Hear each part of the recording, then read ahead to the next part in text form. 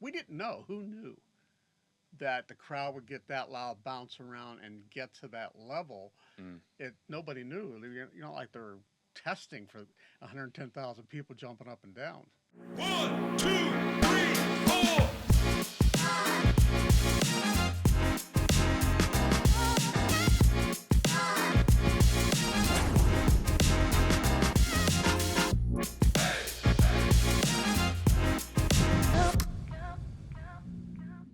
Welcome into a special Whiteout edition of the Behind the Wall podcast. Today, I am joined by Guido D'Elia, the creator of Penn State Whiteout. Guido, thanks for coming in, man. About Call you the madman of Penn State. Don't know about that one, but you probably get a few people who agree. Well, it's an honor to finally meet you. I'm glad we can finally get together. And I figured, hey, it is Whiteout week, so why not bring in the guy who Let's made it do all it. happen? How's it going overall? Are you excited for the weekend? I personally love welcoming new teams into a whiteout environment. It's kind of like whiteout by baptism. We did it to Auburn in 21. Obviously, now we got Washington coming to town. But you excited for all of it? Yeah, I'm excited for our fans. They really enjoy it, and it's something that it's a bucket list for not just our fans, for sports fans in general. Try to get here and get a part of it. That's why you see the tickets flying out the door. Mm. It's always sold out. Tough ticket, tough hotel room. Very tough Um, hotel room.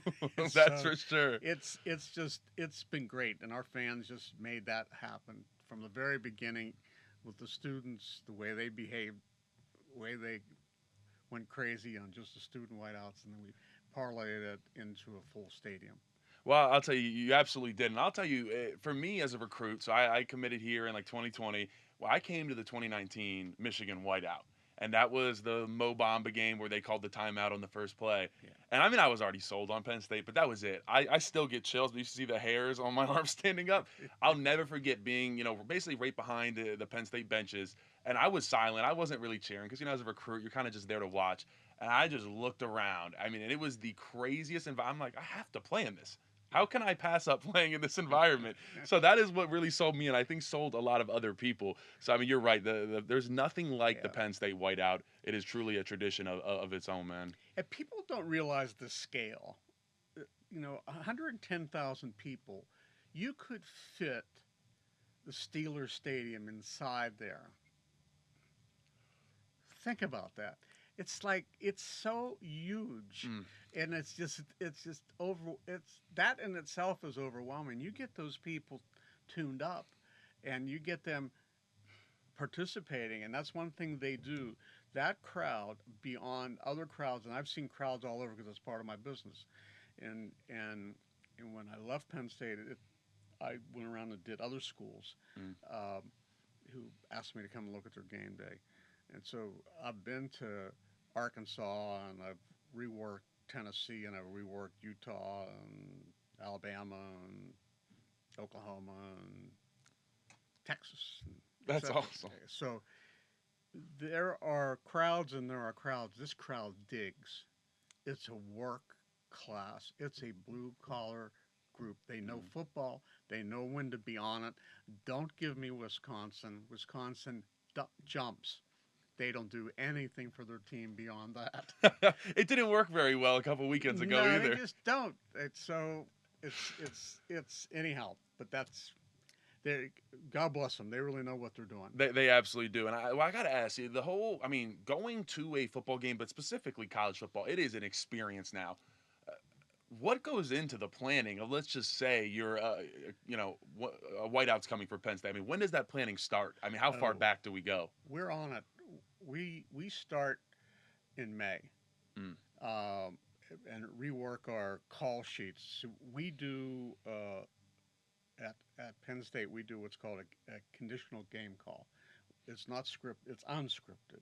It's each thing we do, and we have four elements to work with. We work with music from band or CD, graphics, video on the board, and an announcer. Right. That's the four elements we have to raise the bar, push the crowd, match their emotion. So we go through our music call sheets in May and demote songs that introduce new songs. We look at our call. We have game tapes week to week. We review how the crowd performed with this song versus that song. How was our timing? Were we tight enough? Were we too soon?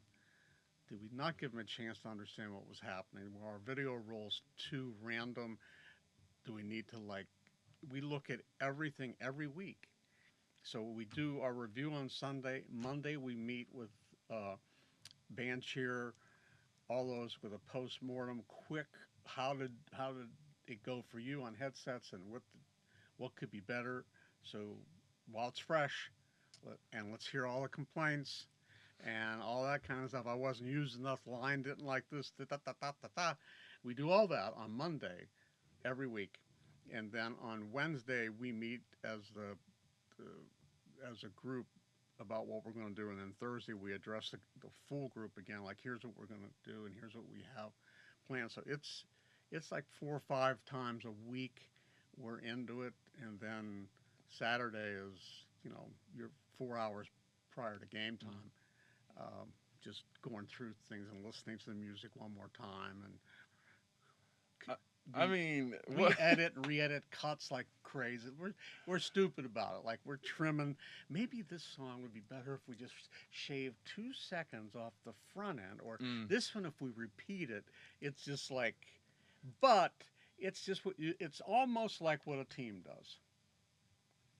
You look at what plays you call, and it's from a call sheet of a coordinator. You're not making that up in advance. right. And some of the places I went to, they were scripted, and I said, "How's?" I went into Florida, and they said, "Would you like to see our our scripts?" I said, "No. What I'd like to do is light a match to them." So, because we're not going to use the script, Mm, we're going to have it up on. You're going to have a call sheet for your commercial load and the things you must get in, and this, that, and the other thing. And we're going to just come to a break and say, we going to do business, or are we going to have fun and move the crowd? Are they happy or are they sad? If so if you get a conditional game call, you get a pick, you go down, you don't score, you get three, and the crowd's kind of like, okay, let's split the break.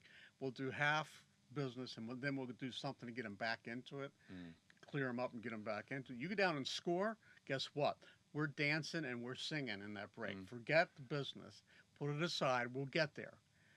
So that's just how That we make it go. Well, that's great. So I mean, I guess the fans don't even realize they're kind of being studied. Not just the players on the field, but the fans in the stadium. You're getting studied, and what kind of levels can you reach? What they don't realize, they're dictating what we do. So Mm, I tell people all the time, they want to know, what do we play when? How do you know when to play? You listen to the crowd, they'll tell you. It's not about what you like. It's not about your taste in music. It has nothing to do with anything. It's what do they react to? What have they reacted to? And we color code all our calls on our call sheet. So it's green. We know that works. It's good to go at any time.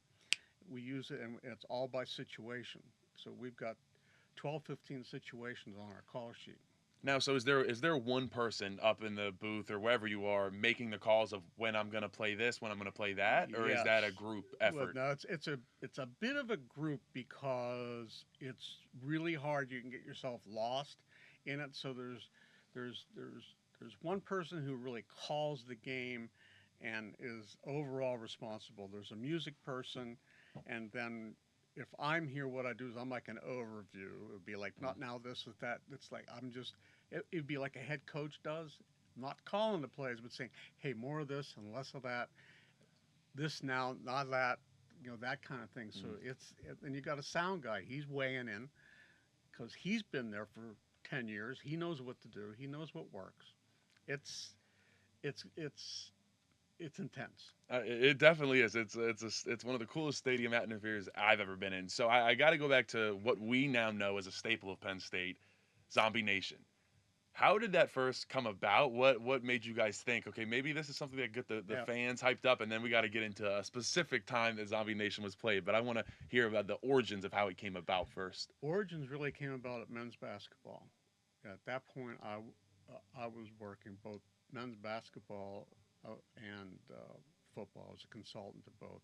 There's a guy there, marketing guy by the name of Lauren Crispo. I think he's now the AD at State High, and we're always going through past music sheets and lists that we trying to find. Maybe we missed a song, maybe we didn't give it a fair enough try, and so we came along this Zombie Nation. It was obscurely barked somewhere. We played it, and we went, "Wow, that works." And I said, "But it only works after you punch somebody in the mouth. It doesn't work. It only works on a forced timeout."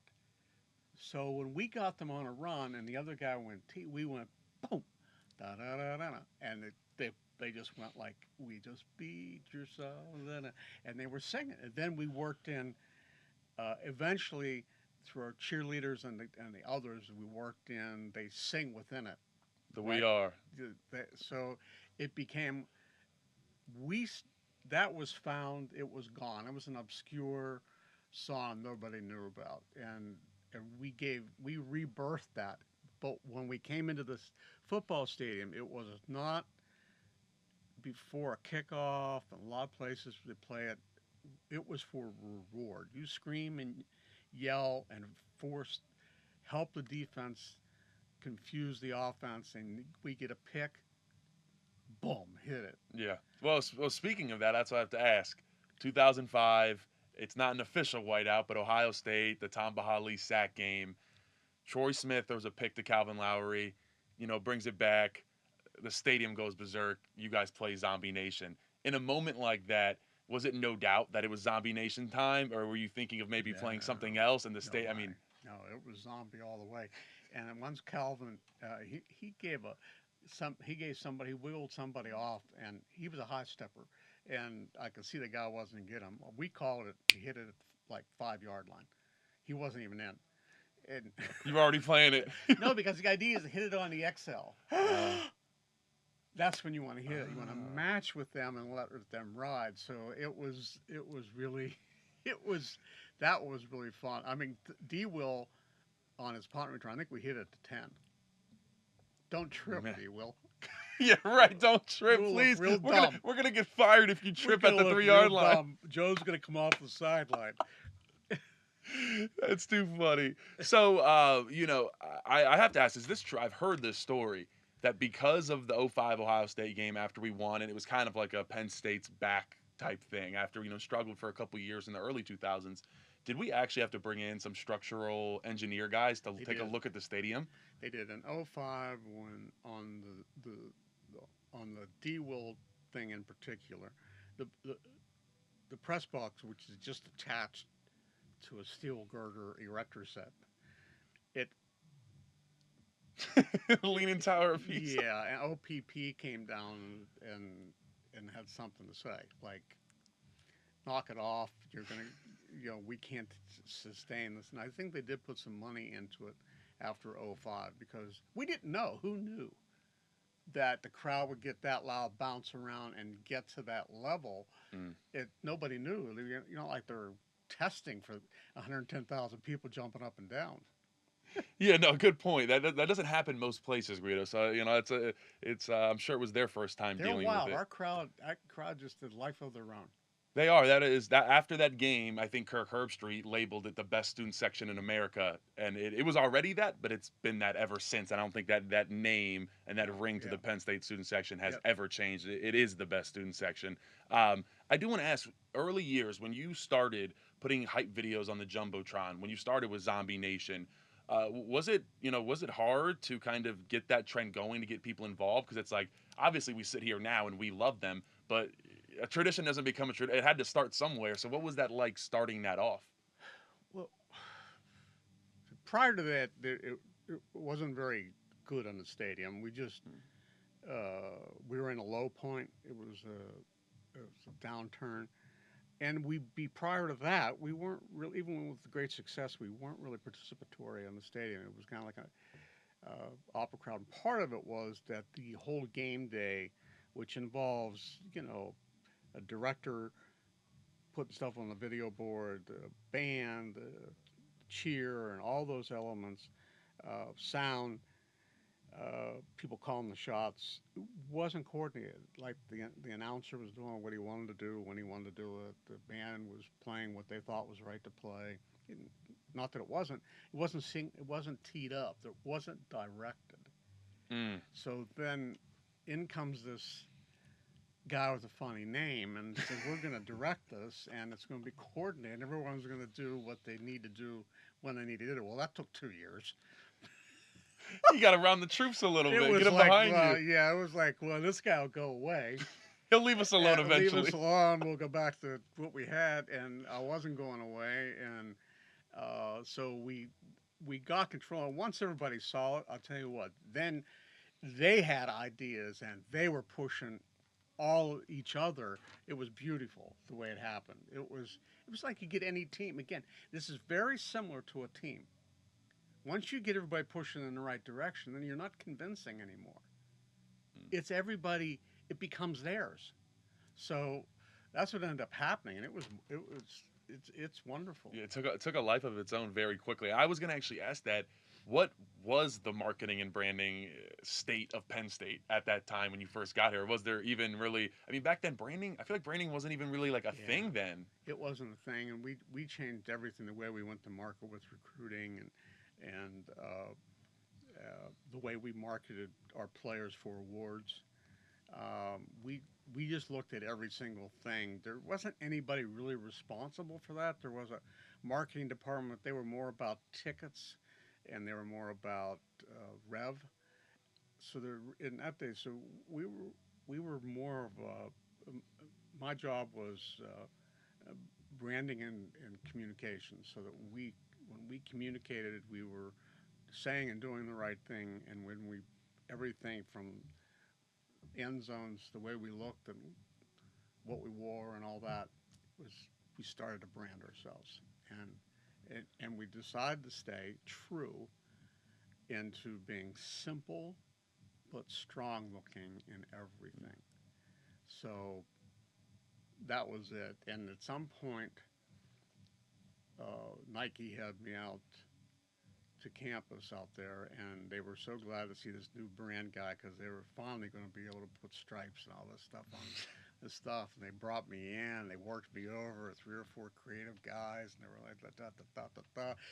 They tried to embarrass us. He said, like, look, you don't want to be like, when we have people, guys said, when we get new accounts, a new team, we say, hey, do you want to look like Florida State, which is up here in the 10s, or do you want to look like Penn State down here in the 2s?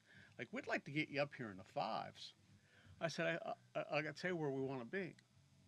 0. Get us down. We don't want to look like everybody else.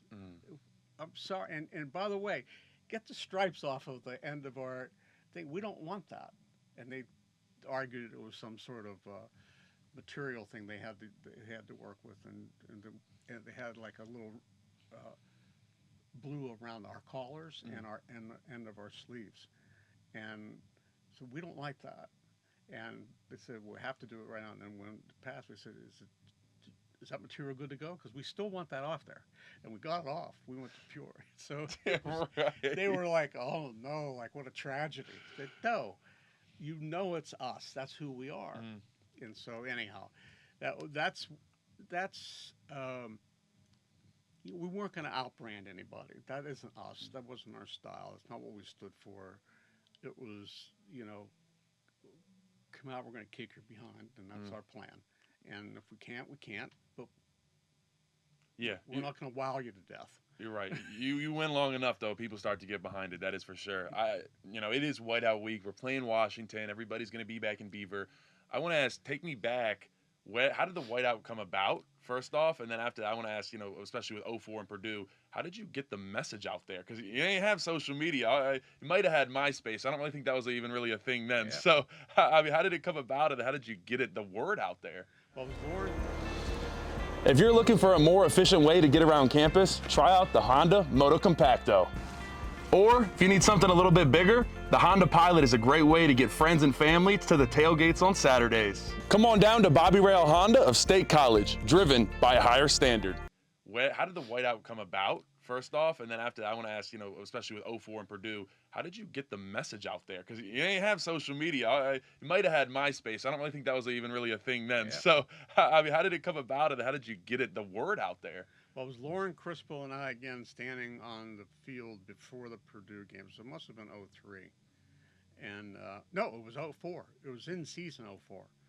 And I said, look at these students. There's 20,000 of them, but they don't know what to do. They're not having any fun. They want to do stuff, but they're not.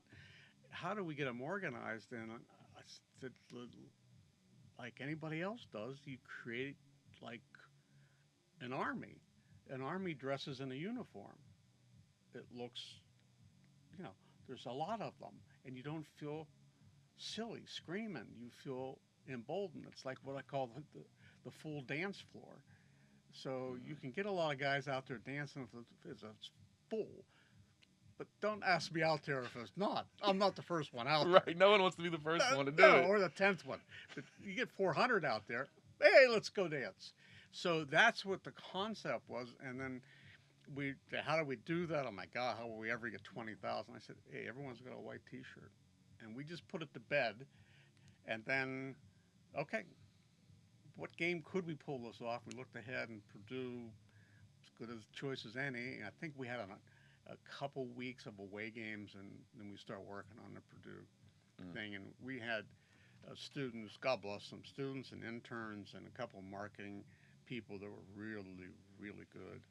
And they organized kids going into the dorms, which you can't do now, and going into the dining halls and sitting down and talking to them about, here's what we want to do at Purdue. We're all going to wear white.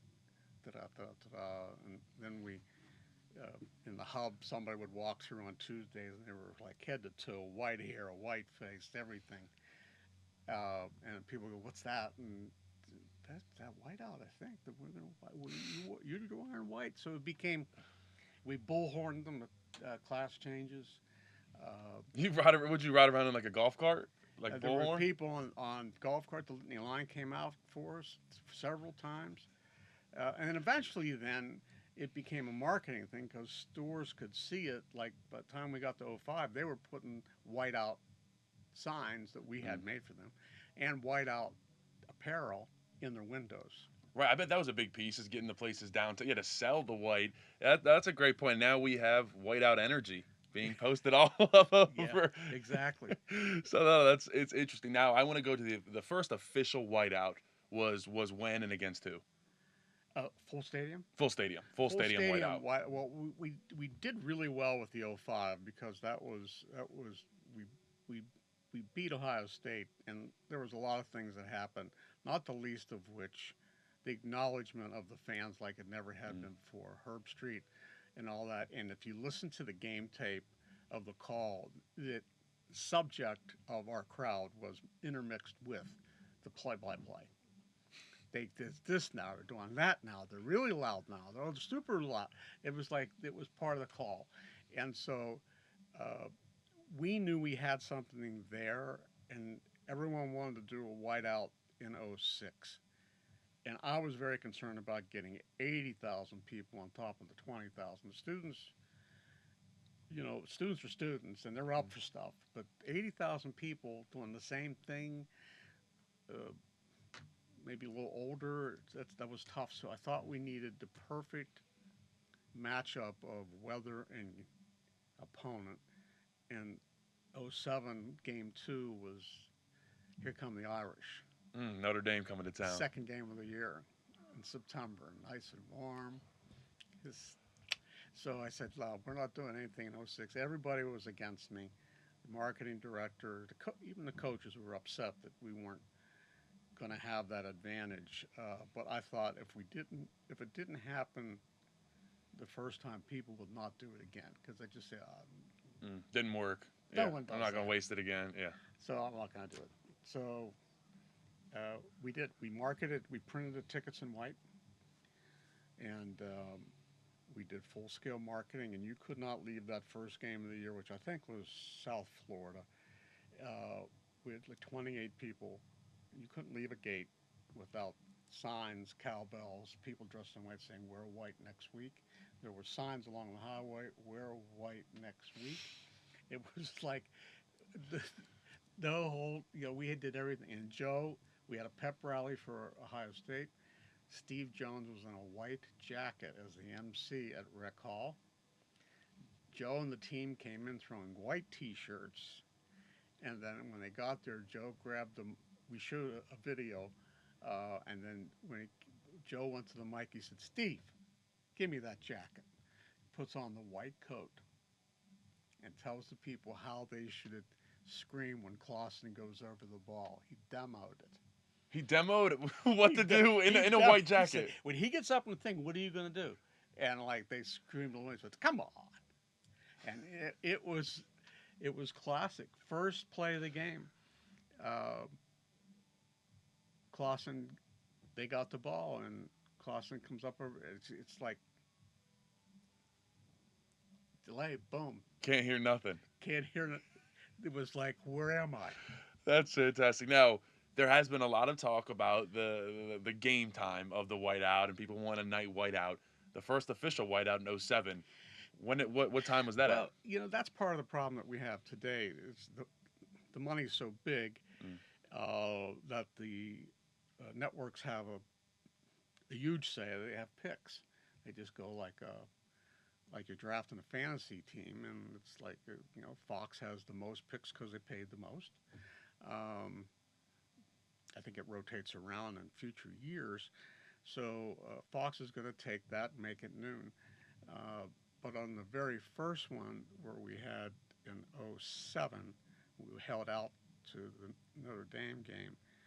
Um, and this could not happen today, but ESPN told us the only thing they had was noon. Mm. And Joe wanted a night game. We all wanted a night game. From a marketing standpoint, we thought we had to have a night game for the Whiteout. And so Tim Curley and I got the head guy that does all this at ESPN, Dave Brown, got Brownie on the phone and said, "Brownie, why can't you do this? Like we pitched him on the whiteout. It's going to be incredible. It's the first ever. You loved the other whiteouts. It like drove the crowd. Come on, come on." He said, "I can't." He explained that he's got SEC game promise committed at night. He's got NASCAR in the 3:30 slot, and everything left. I said, "Well, wait a minute. What time's your NASCAR?" He said, 3:30. I said, "What time is it over?" He said, 5:30, 5:45 the latest. I said, "Okay." And LSU? He said 8. We said, LSU might like a night game. Like, how about a 9? He said, "They'd love it down there." And I said, "Okay." I said, what if you fed us with NASCAR and we went at 6 for you? We'll feed LSU. He said, "You'd go at 6? I said to Curly, "Yeah, we'll do it. We'll do 6." Yeah, we'll see if we can We make can it talk our work. coach into that, we think. Threw it back to Joe. 6 Got it. o'clock. Sunset, right into darkness. Oh, I bet it was beautiful. It was beautiful. Yeah, like you said, you could never get anything. You could never finagle anything like that nowadays. I mean, it's just It's not. And that poor Pat Kraft and the rest of them, they're pitching and trying and finagling and trying to work the system as is the best they can. But that's back in the day. When you had one guy. calling the call, shots. you Yeah, call a guy. right, It's like, exactly. "What's wrong about my furnace? I got a guy." "Okay, I got a guy." ESPN. Guido, my last question for you.